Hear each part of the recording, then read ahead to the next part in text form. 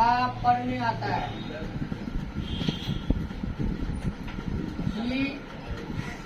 GAUSS apostrophe S आता है ना। क्या आता है? थ्योरम आता है THEOREM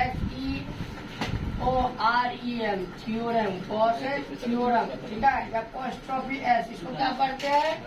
जैसे राम रहता है तो राम जो पढ़ते हैं ना जी, इसको राम जो पढ़ते हैं SIT एपोस्ट्रोफी सीता जी पढ़ते हैं। उसी तरीका से गॉसेज पढ़ना है। पेड़ का नाम लिखने से कोई फायदा नहीं है। पहले समझिए, पहले इसका जो है ना भाषा सुन लीजिए। इसमें गॉस का परिमेय, सबसे पहले गॉस का परिमेय से पहले आता है आपका क्या आता है जी?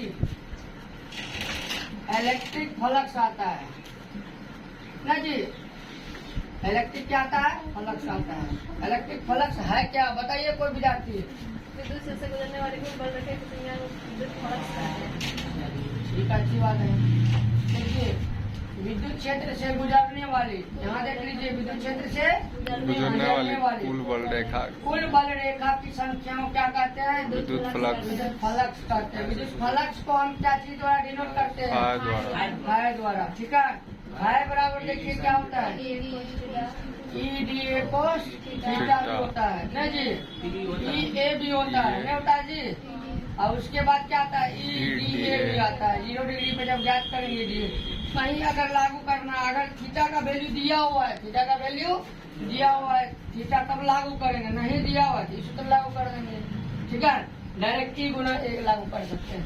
देखिए, हर एक मोड़ पे, हर एक जगह आप लोग को जो है ना इलेक्ट्रिक फ्लक्स और गॉस का परिमेय लेकर दोनों की सहायता से ही बनता है, ठीक है। तो सबसे पहले इलेक्ट्रिक फ्लक्स का सूत्र यही आता है।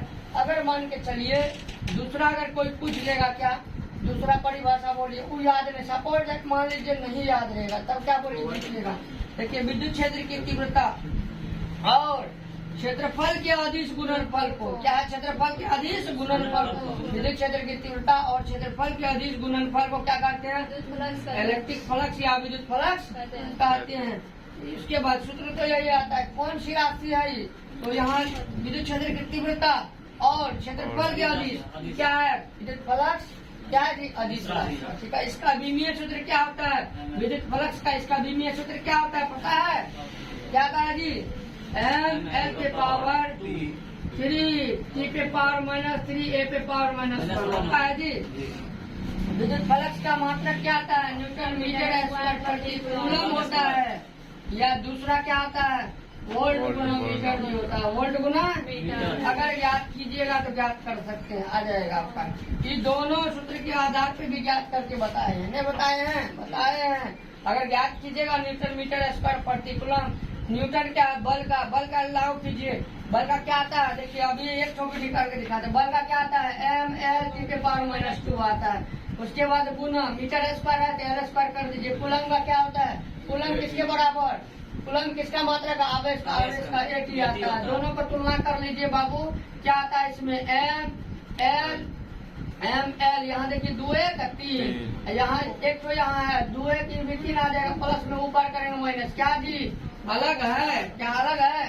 नहीं है अलग। वोल्ट मीटर, वोल्ट का दर्शा लीजिए आप। वोल्ट मीटर में क्या कीजिएगा आप? कार्य बाय आवेश, कार्य ML पे पावर 2 T पे पावर -2, अब बाय में आवेश का 1 ही आता है। दोनों में तुलना कर लीजिए।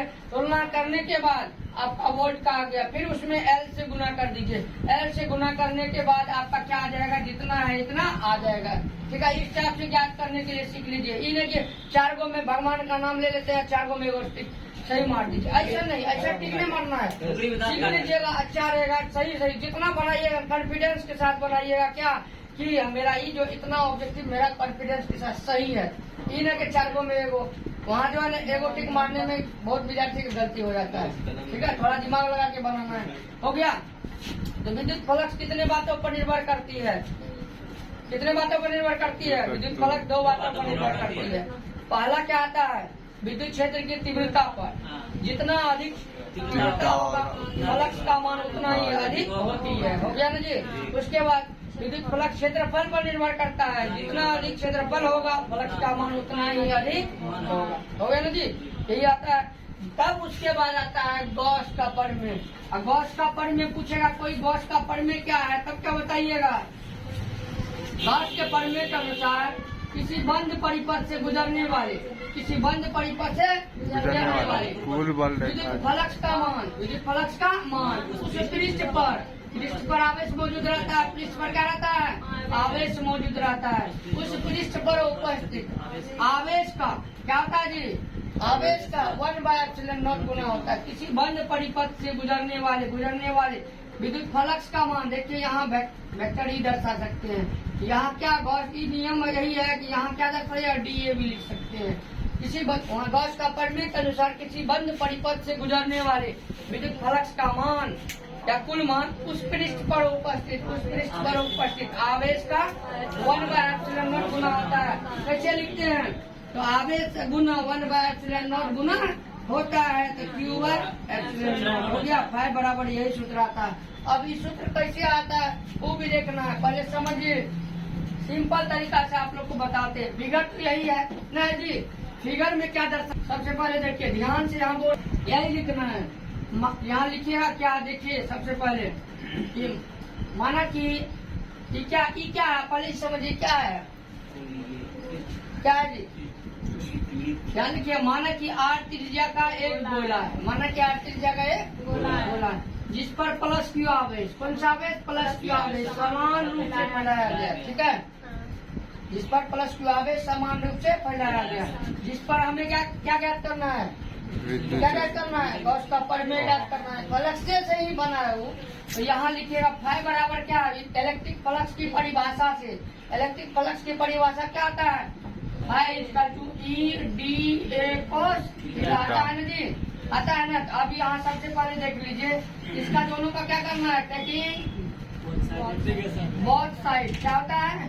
बोथ साइड इंटीग्रेशन कर दीजिए। हो गया इंटीग्रेशन, मतलब दोनों तरफ क्या करना है? समाकलन करना है। तो डी है तो इसमें भी डी से गुना कर लीजिए, इसका भी इंटीग्रेशन, डी फाइ का भी। इसमें किसका आ जाएगा? E/dA cos theta. यहाँ 0 डिग्री पर ज्ञात करना है। क्या ज्ञात करना है? 0 डिग्री पहले ज्ञात कीजिए। डी फाइ का फाइ होता है, लिख दीजिए। फिर इसमें E/dA cos कितना? 0 डिग्री दर्शाइएगा। तो यहाँ लिखिएगा E/dA cos 0 डिग्री का मान 1 होता है। फिर E